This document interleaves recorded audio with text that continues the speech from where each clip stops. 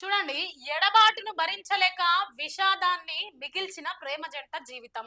ఉరేసుకుని ప్రేమికురాలు బలవత్మరణం, అది తట్టుకోలేక ప్రియుడు కూడా ఆత్మహత్య. ఇరు కుటుంబాల్లో కన్నీటి విషాదం అంట. అసలు ఇరు కుటుంబాల్లో కన్నీటి విషాదం ఎందుకుండాలి ఇప్పుడు?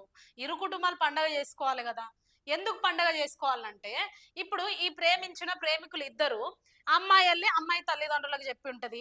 అబ్బాయెళ్లి అబ్బాయి తల్లిదండ్రులకు జెప్పి ఉంటారు. వాళ్ళ పెద్దలకు జెప్పి ఉంటారు. ఒప్పించాలని జూషుంటరు. ఒప్పుకోలేకపోతేనే గదా వాళ్ళు చావు వరకెళ్ళిర్రు.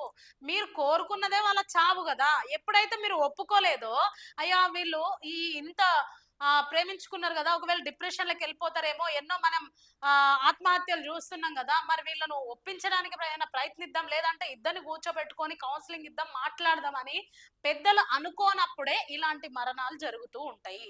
మరి ఇప్పుడు ఇద్దరు చచ్చిపోయిర్రు. మీకు మంచిదే గదా! ఇక్కడ అమ్మాయి చనిపోయింది. అక్కడ అబ్బాయి గూడా చనిపోయిండు. మరి ఇరు కుటుంబాల మధ్య విషాదం అని ఇక్కడ ఎందుకు రాశిర్రో నాకు అర్థమైతలేదు.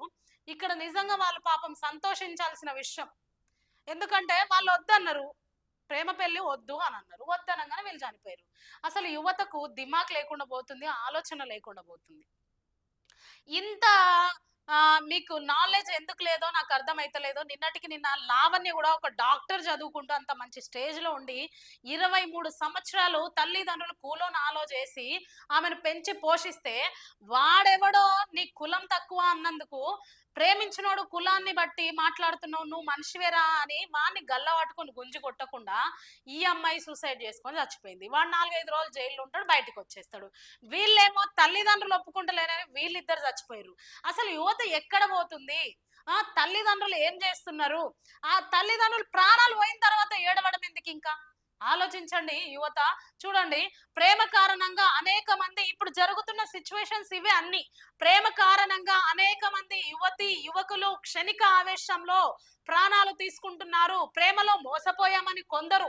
నిన్న జరిగింది అదే. ప్రేమలో నేను మోసపోయినా, కులాన్ని బట్టి మోసపోయినా, అన్నిటిని బట్టి నేను మోసపోయినా అని చెప్పేసి ఆమె సూసైడ్ చేసుకొని చచ్చిపోయింది. ప్రేమలో మోసపోయినా అని కొందరు చచ్చిపోతున్నారు. పెద్దలు ఒప్పుకోలేదని మరికొందరు చచ్చిపోతున్నారు.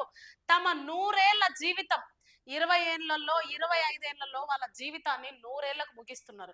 అయితే ఇందులో ఒక విషయం ఆలోచించాల్సింది ఏందంటే, బ్రతకడానికి ధైర్యము తక్కువే అవసరం. చనిపోవాలంటే చాలా ధైర్యం గావాలి.